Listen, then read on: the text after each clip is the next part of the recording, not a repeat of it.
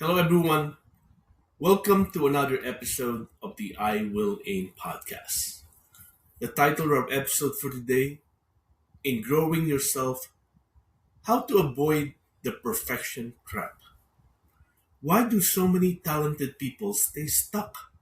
Not because they lack ability or talent, but because they're waiting for the perfect moment, the perfect plan, or the perfect outcome.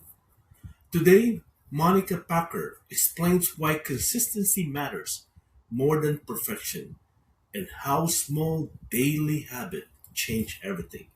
Welcome, Monica. Oh, I'm so happy to be here. And even just that intro, says it all. Like, we could just end it. That's it. You nailed it.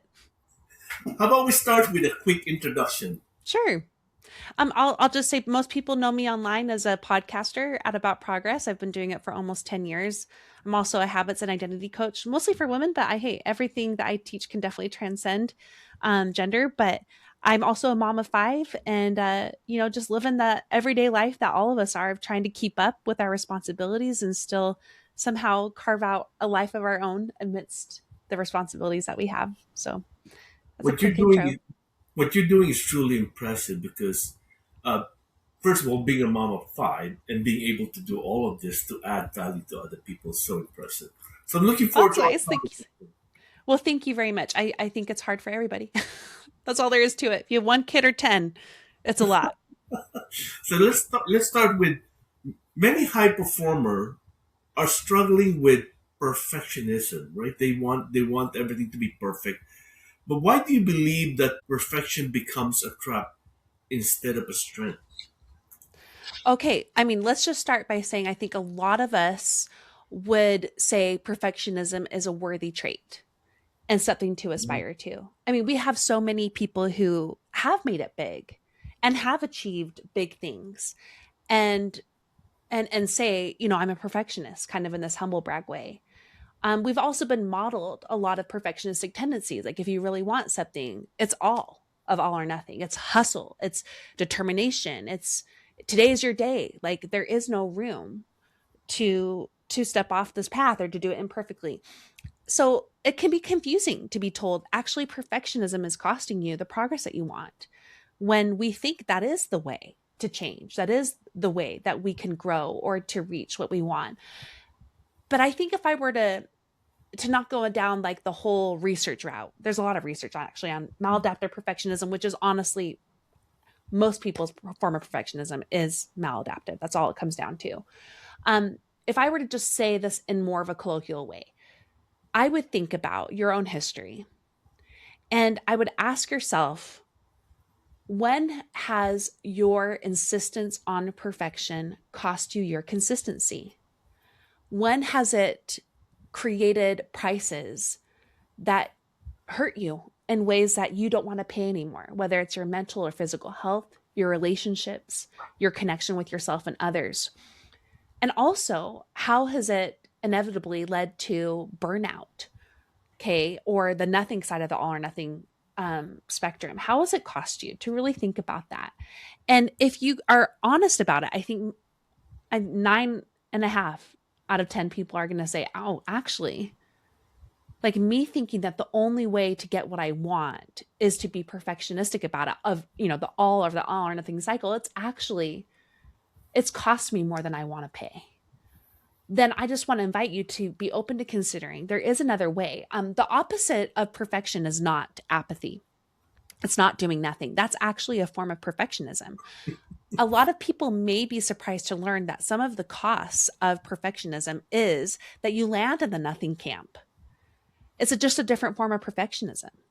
It's being, as you said in the intro, it's waiting for the right time, the right opportunity, the right money. Maybe you're waiting for certainty of the outcome. Maybe you're waiting for the right plan or the skill set. Maybe you're afraid of failure. Maybe you did the all and it hurt. And so now you are wisely thinking, well, why do it that way? Because that hurt, but I'm just going to just stay here safe in the nothing because I'm convinced the only way to change is the all because that's what everyone does. And so therefore, I just have to stay here. Um, so really trying to consider like the opposite of perfection is not apathy. It's actually still moving forward to what you want, but from a different place and in a different way. So let's speak to the fears. If you know the history, if you own, oh, this is the truth about my own tangle with perfectionism, and I want to do something different, the solution is to not do anything. The solution is to still do things, but again, from a different place and in a different way. So let's explore that a little bit, right? Uh huh. Because when I look at perfectionism, I felt it's more coming from the side of pressure. Yeah. It's added Mm-hmm. a lot more pressure on yourself, and therefore you become very hesitant, right? Like walking on eggshell. And you Yes. mentioned consistency. I love the thought of consistency because I think consistency is, in many ways, it's an element of success, right? Yes. So let's explore about consistency. Why consistency is more important than motivation? People talk about having motivation all the time, right? Like Yeah. all the expert, all the guru. You need to motivate yourself, but you're coming from consistency. Yeah. Motivation comes and goes. You can't really control motivation, I think. You can control momentum and putting in action. But with that, a lot of people think consistency equates perfection. Like when I tell someone you just got to be consistent, they're going to think of, well, okay, then that means I need to be perfect. Like there's no wiggle room. There's no like making space for a kid getting sick or a big work project that gets due or baseball season starting. If you have any baseball kids in little league, I mean, that can just control your whole existence. And with that, because you think, oh, the way to be consistent is perfection, the moment that you are imperfect, you step off the path. Okay, so this is again, we're going back to perfection costs you your progress because the moment you hit reality, you think not that you're doing it wrong, you think you are wrong, so you get off the path. Okay. Instead, we got to reframe what consistency actually is. It's not perfection. Consistency is doing your best most of the time over time. And I'm going to break that down quickly. Doing your best is not being perfect. Doing your best is truly about rebuilding this self trust that you have with yourself of knowing my best today is this genuinely this is what I can give or for my season. It doesn't have to be just day to day. Your best is allowed to change. Okay, day to day, season to season. And then the second part of that was doing your best most of the time. Your target for consistency is more times than not. It's not 10 out of 10. For many things, and especially in the beginning, it's 6 out of 10. Okay. Eventually you can get to 8, 9 out of 10. That your consistency can grow, Mm. but it's most of the time is your target. Okay. And then over time, even with consistency, and this is actually the way we change what the path looks like. The path is not, I do everything right now to get everything what I want right now. It's the long game. You are in this for the long haul. The path is long, and you also know there is no arrival. That's one of the lies we believe about perfection is that perfection is possible, and also that we will arrive to this end point. There is no end. And so, because of that, when you are playing the long game, you're able to stay on the path when you have a moment when your best is not what you would like it to be or what it was the day before or the season before. Your best is allowed to change. You're still aiming for more times than not, and you're playing the long game, which means you stay on the path. And if you reframe consistency, you are also able to show up with a different kind of persistence than what was available to you before with a perfectionistic model. Before that persistence was all about grit and willpower motivation, when again we can't rely on those things. Another word for all of those words is energy. Mm. Energy physically, mentally, spiritually, it's going to be different day to day. But when we know that this is the path, it's the long game, it doesn't have to be perfect, then we're able to access a different form of persistence that actually keeps us on the path longer, which is how we're able to get to where we want to be or for where we want to be to allow to be changed, like to pivot too, because that's if there's no arrival, that's also allowed to change too. So let's redesign consistency. Let's redefine it. It's doing your best most of the time over time.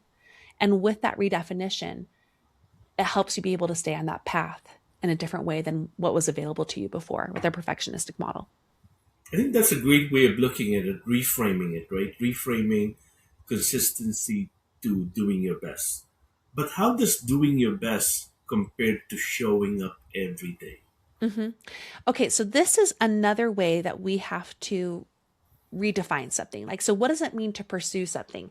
If we're going to go with this with habits, like if you have a habit in mind, you think, well, this is the habit I want, so this is the way it has to look every day. So let's say it's with movement. Like maybe you want to go on a 60-minute walk 5 days a week. And we think if that's the habit, that's what I need to be consistent with. But with this, if doing your best is allowed to change, we have to be able to have designed the things we want to be flexible in execution. Okay. So with this, if we're going to talk about habits specifically, you have the ideal of I'm going to go for a 60-minute walk, Yeah. 5 days out of the week. What is a baseline version of that? What is a smaller and simpler version of that? Maybe your best is allowed to be a 15-minute walk on a particularly busy day. Mm. Or maybe it's a 45-minute walk on a better day, but still not ideal. When you have that flexibility, you are able to have consistency. A lot of us think that flexibility and consistency are competing ideals. They're they're actually complementary. I had a little guy come to say hi to me. I'm so sorry. Mm. Let me go hurry. Here comes my husband. No, That's my 3-year-old. So sorry about that. no, no, no, Speaking no of worries. flexibility and, Yes. life happening. So let me Perfect go back to that. example. Perfect, yeah, perfect example here. Um Again, a lot of us think that they're competing ideals, they're complementary. If you are flexible with the standards, it doesn't mean you step off the path. It means you stay on it. And while what I just shared was a very specific example of a type of habit, this can be true for anything we work towards. Being able to put in the work more times than not is Mm. more possible if you have built-in flexibility designed with what you are pursuing. Again, it's a different kind of persistence too, which I think is going to kind of blow people's minds a bit because they think, well, what I want is a 60-minute walk 5 days a week. Well, if you want that, you also need to have, if we're looking at everything as a net more than a prison, like if our standards are prisons, our habits are prisons, then that means we are serving them. We are stuck behind them. If we think this is the only way it can look, then that we're going to be broken, okay, behind that prison. Instead, what we want to design is our nets. Yeah. Okay, if habits are supportive, if the ways we are working for things meant to support us, to lift us up, to catch us when we fall, that means they need to be designed to be flexible so that we don't break, so they are in service to us instead of us being in service to them. So that's in large part how I teach habits, but it's about anything that we are in pursuit of. If we want to get better at our job, like if we are pursuing a big goal, like we have to still design things to be flexible so that we don't snap, so we don't break behind something. Instead, it's there to catch us and support us so that we can have the consistency we need and desire to get to where we want to be. That's a very powerful visual when you said it's it's like imprison us, right? Our habits that we form are imprisoning us. So it's really not helping us. Yeah. It's kind of uplifting us. So it should be Mm, serving us in uplifting. Thank you for pointing that out. So we talk about shifting from perfectionism to consistency. yeah. In order to do that, what are the mindset shifts that our audience need to have? So we already spoke to we have to redefine what progress looks like. And spoiler and reminder, it's not perfection. Progress is I'm playing the long game. It's allowed to be messy. Mm. It needs to be more flexible so that I can be consistent. And basically just a whole lot of compassion instead of shame. Perfection is really driven by shame. And compassion is the actual path we need to be on, not because we're being, again, it's not about apathy. It's about a different form of persistence. Okay. So we are allowed to stay on the path longer. So that's one reframing. We also reframed consistency.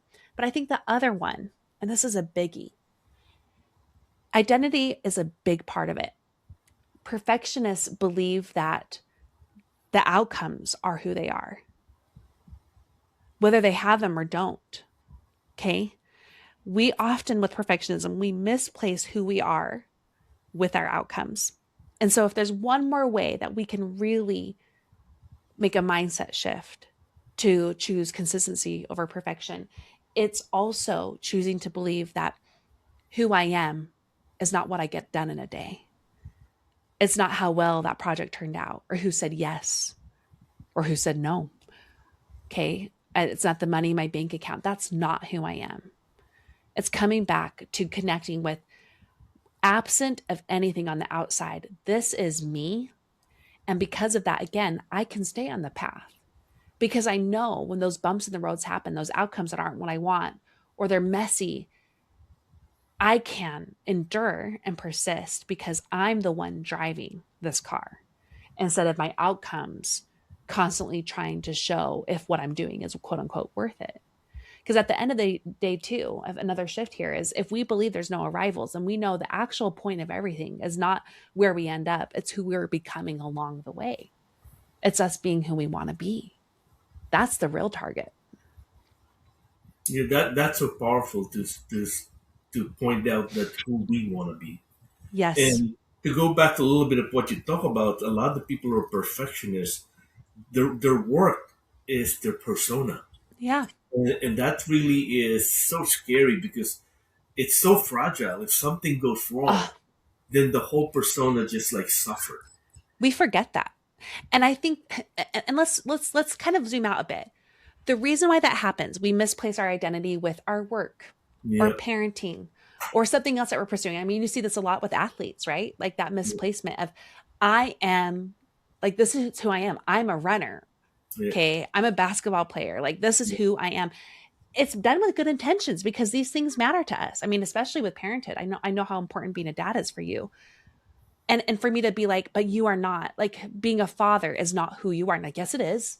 Like, no, the shift here is we want to be able to bring you to fatherhood, because the reverse of that is you are placing the burden of that sense of self on your kids, or you are placing that burden of sense of self on how your business is doing or how well that game goes.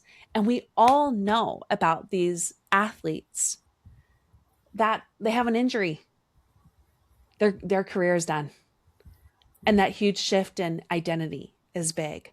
Or, the athletes and even business people, they get to where they want to be and they crash and burn because they realize that arrival, that was never who I was either, or it doesn't stay. It's fragile too. Even the good things, the good achievements, I mean, like you said, they're fragile. They do not stay. yes. And so that goes back to, like, there is no arrival. When I know that, I'm able to come to these achievement moments and where I want to be, and have that moment and embrace it, but also know that's not the point, so I can keep going on the path. Or if I have a career shift, or my kid, if we're going to parenting, my kid's making different choices than I would have made if I were in the shoes, or I would have wanted, or I raised them to make. I still know who I am, so I can persist in a different way and keep going. I think your example of an athlete was, very relevant to me. I had two athletes. My eldest was a golfer, and she had a dream of playing college. Yeah. And when she was in junior in high school, she went to a camp and came home and said, didn't say anything. It was very quiet. So it's very Huh. weird. We traveled to North Carolina to attend a camp and come home, and she was very quiet. Normally, she would be talking about signing up for a tournament, and then I let it be. I tried not to leaving their dreams, right? To let them own their dreams. And then a few Yeah. weeks later, I asked her, like, you haven't really asked for any tournament or anything. What's going on? She's like, Dad, I'm having a change of heart. Really? I don't want to play in college anymore. I want to study bioengineering, and Wow. bioengineering and athletics often don't go together because of the rigor. So I was a bit sad. I walked away. I was a bit sad, but I didn't tell Of her because I said, course. "Wow, this is a dream you had when you were since you were young, and now it's the boat has sailed, right?" But I have a younger one who's also an athlete. She's a soccer player. She actually did play in college. She played 2 years in college and had the same conversation last year with us that she wants to focus on her research. She wants to do research as mechanical engineer. But that since I have experience with my eldest, both of which I didn't really I felt sad by myself, but I didn't let them experience that my sadness because I was Yeah. happy that they're making their own life choices. But Yes. so many parents leave through the dreams of their children. So if something Yeah. happened, like I said, it's fragile, and something happened, it's like the world fall apart. Mhm. And again, like the good intentions here, they are pure. We want to be good parents. We Mhm. want to excel in our careers or other pursuits that we have in our lives, right? But where we misplace it, it harms not just us, but other people connected to us. I mean, so bravo to you to being able to differentiate you as a parent, like your own worth and sense of self from your kids' choices. It enabled them to be able to do that in a way that was right for them, but also you. And yeah, it's hard. It's kind of messy, right? Mhm. And one of the ways I try to phrase that is like, this thing matters to me so much. That is the very reason why I need to keep my identity separate from that thing. Yeah. That is the reason. My motherhood is the most important thing in my life, right? But it's also not who I am because I'm not going to place that burden on my kids' shoulders. They need a mom who can bring herself to her motherhood Yeah. so that they can have their own lives. But again, this is true for anything you want to pursue. Anything, it's the same thing. Like if we're playing the longest game here, the goal is to stay on the path. And when you come back home to knowing who you are separate of the outcomes, then you can stay on that path better. You're going to be a better parent. You're going to be a better business owner. You're going to be able to pursue those bigger goals that you have in your life and be able to have that consistency be the goal. You talk about playing the long game, Yeah. but we're in the age of instant gratification. Uh So huh. if You said it. we have our listener out there who are Yeah. into instant gratification. What are your advice to them? I would say you are not alone in that being very enticing. A lot of how we were led to think that perfection is the model is because it's what's sold to us. Mm. Certainty sells in business and self-help and wellness and relationships. Like we sign up for the programs because of the certain results that we think we're going to get. And also the way those programs are sold to us is like, hey, here's the black and white way, you know? And so it's very alluring. Certainty sells, but also certainty helps us sign the check, right? So it goes back to these pure intentions, like validating the desires here are good, but those are lies. Those are lies. Mm. If we look back again, if this is like we looked at our history of perfectionism, how it actually didn't serve us. Think about the times where you went for the overnight success or the certain path, the black and white answers, the instant gratification. When did it ever actually work? And as part of that, maybe it worked for a day, but was it sustainable? And if not, then it didn't work. We've got to be more honest, both as a society. Like we've got to be more honest about the people who are like, actually, this is a long road and it's a messy path. And Yeah.